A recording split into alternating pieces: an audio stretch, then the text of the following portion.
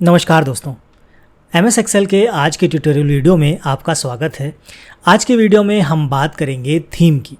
Theme क्या होती है और कैसे काम करती है, ये हम सीखने वाले हैं। आपके पास मान लीजिए कोई एक लिस्ट है और इस लिस्ट को मैं यहाँ पर नो फिल कर देता हूँ एक बार। तो इस तरह से आपको अच्छे से समझ में आ जाएगा। तो एक लिस्ट है हमारे पास, ये देखिए इस तरह से लिस्ट है। हमने एक टेबल बना ली है, हालांकि ये टेबल नहीं है। जैसे मैंने आपको एक टेबल के वीडियो में बताया था कि एक्सेल की नज़र में ये टेबल नहीं होती, ये सिर्फ डेटा होता है। हमें ऐसा लगता है कि हमने एक टेबल पर काम कर रहे हैं, तो इसलिए हमारे हिसाब से ये टेबल है, लेकिन एक्सेल के हिसाब से ये टेबल नहीं है।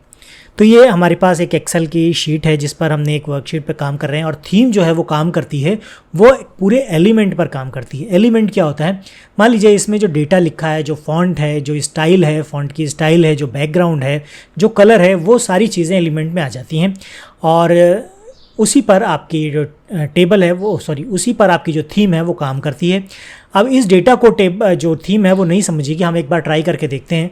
यहाँ पर हमने इसको सिलेक्ट किया।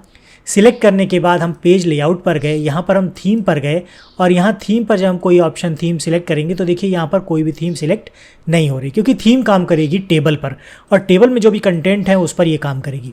हालांकि हम होम पर जाकर इसका स्टाइल तो चेंज कर सकते हैं। यहाँ से जाकर हम इसका कोई भी स्टाइल चेंज कर सकते हैं, इसका कलर चेंज कर सकते हैं, और जो भी यहाँ पर दे रखा है उस हिसाब से हम इसका स्टाइल चेंज कर सकते हैं, लेकिन थीम चेंज नहीं कर सकते। थीम कब चेंज होगी? जब ये टेबल में कन्वर्ट हो जाएगी। तो फटाफट हम इसको एक बार टेबल में कन्वर्ट कर लेते हैं, थोड़ा सा छोटा कर लेते हैं ताकि हमारे पास जो डेटा है वो इजीली हम आपको समझा सकें। और इस तरह से हमने इसको थोड़ा छोटा कर लिया, और यहाँ पर हम अब इसको टेबल में कन्वर्ट करते हैं। इसको सिलेक्ट किया। सिलेक्ट करने के बाद हम यहाँ पर इसमें इंसर्ट में जाएंगे और टेबल पर क्लिक करेंगे। टेबल पर कन्वर्ट करना मैंने आपको टेबल वाले वीडियो में सिखाया था, उसमें विस्तार से पूरी जानकारी दे रखी है टेबल के बारे में। अभी फ़िलहाल में इसको टेबल में कन्वर्ट करते हैं। ओके पर क्लिक करेंगे तो देखिए टेबल पर कन्वर्ट हो गया। टेबल में कन्वर्ट होते ही इसमें देखिए यहाँ पर जो जो टेबल वाले ऑप्शन थे वो सारे यहाँ पर हाईलाइट हो गए हैं। इसका कलर है, इसका फॉन्ट है, और इसमें कुछ इस तरह से जो फ़िल्टर का ऑप्शन है ये ऑटोमेटिकली आ जाता है। और इसी को समझाने के लिए हम यहाँ पर इसका थोड़ा सा हिस्सा कॉपी करके यहाँ पर भी हम पेस्ट कर देते हैं। पेस्ट करने के बाद इसको भी हम इंसर्ट में जाकर टेबल पर कन्वर्ट कर लेते हैं। तो हमारे पास ये दोनों जो है दो टेबल हो गई हमारे पास। अब हम देखते हैं इन पर काम कैसे करता है। तो पहले हम एक टेबल को सिलेक्ट किया, या दोनों को भी कर सकते हैं आप, और दोनों को आपने सिलेक्ट कर लिया। सिलेक्ट करने के बाद आप पेज लेआउट में जाएंगे और यहाँ थीम पर जाएंगे। तो थीम में आपके बहुत सारी थीम्स दे रखी हैं। अब यहाँ पर आपका जो थीम का ऑप्शन है वो काम करना शुरू कर जाएगा। जैसे थीम का ऑप्शन आप सिलेक्ट करेंगे तो इसमें आपका फॉन्ट स्टाइल, फॉन्ट का जो कलर है वो, बैकग्राउंड है, और सारा कुछ इसमें चेंज हो जाएगा। मान लीजिए हमने यहाँ पर इस तरह से जो थीम का होगा फॉन्ट वो ले लेगा, ये हमने चूज़ कर लिया। आप देख रहे हैं यहाँ पर इस तरह से ये चेंज हो चुका है। अब इसमें कमाल की चीज़ ये है कि जो थीम है वो आप थीम कोई भी लेंगे तो सारे एलिमेंट पर काम करेगी, और वर्कशीट के सारे एलिमेंट पर काम करेगी, और अपने हिसाब से जो मैचिंग उसका जो कलर कॉम्बिनेशन होगा, जो उससे कॉम्बिनेट करता होगा थीम, वो उसमें चेंज कर देगा। जैसे अब ये है, यहाँ पर जाकर हम इसको स्टाइल को चेंज कर देते हैं। मान लीजिए होम टैब पे गए और हमने यहाँ पर इसके स्टाइल को कुछ इस तरह से चेंज कर दिया। ये हमने चेंज कर दिया। अब हम देखते हैं, अब उसमें क्या होता है कि जब हम कोई स्टाइल हमें चेंज करना तो पूरा सिलेक्ट करना पड़ता है, लेकिन अब हम चूँकि ये टेबल में कन्वर्ट हो गया है तो हमें सिलेक्ट करने की ज़रूरत नहीं। हालांकि पहले भी हमने सिलेक्ट किया था, लेकिन हमें सिलेक्ट करने की ज़रूरत नहीं थी। आपको दोबारा से दिखाता हूँ। तो ये हमारे पास आ गया, टेबल में हमने कन्वर्ट कर लिया। कहीं भी बाहर क्लिक करेंगे और पेज लेआउट में जाएंगे, थीम में जाएंगे, तो थीम में जाने के बाद अपने आप ही ये उसमें काम करने लग जाता है। और ये हमने मान लीजिए ये सिलेक्ट कर लिया, तो इस तरह से ही काम करने लग जाएगा। अब हम यहाँ पर जाएंगे और इसके हम एक बार स्टाइल को चेंज करेंगे होम टैब में जाकर, उसके बाद देखते हैं ये कैसे काम करता है। इस पर हमने चेंज कर दिया, थोड़ा स्टाइल इसका चेंज हो गया। अब हम देखते हैं, मान लीजिए हमारा कहीं बाहर सिलेक्शन है, पेज लेआउट में गए, थीम पर हमने क्लिक किया, और अब हम देख रहे हैं। तो आप देखेंगे कि थीम के हिसाब से चेंजेस तो हो रहे हैं, लेकिन जो हमारा स्टाइल हमने वहाँ पर चूज़ कर लिया था, स्टाइल हमारा वही रहेगा।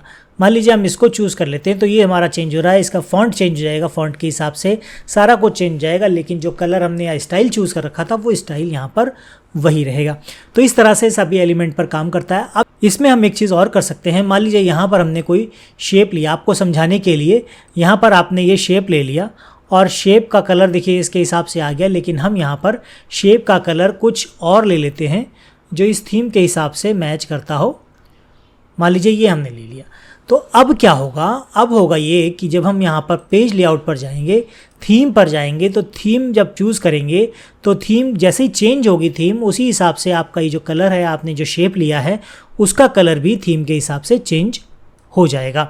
तो ये इस तरह से अपने पूरे सभी एलिमेंट पर काम करती है।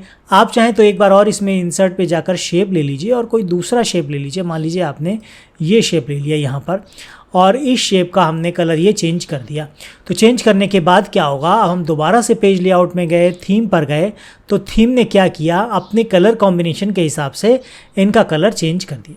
देख रहे हैं, तो दोनों जितने भी एलिमेंट इस वर्कशीट पर होंगे सभी का कलर है, फॉन्ट है, स्टाइल है, सब कुछ चेंज कर देगा बैकग्राउंड के साथ।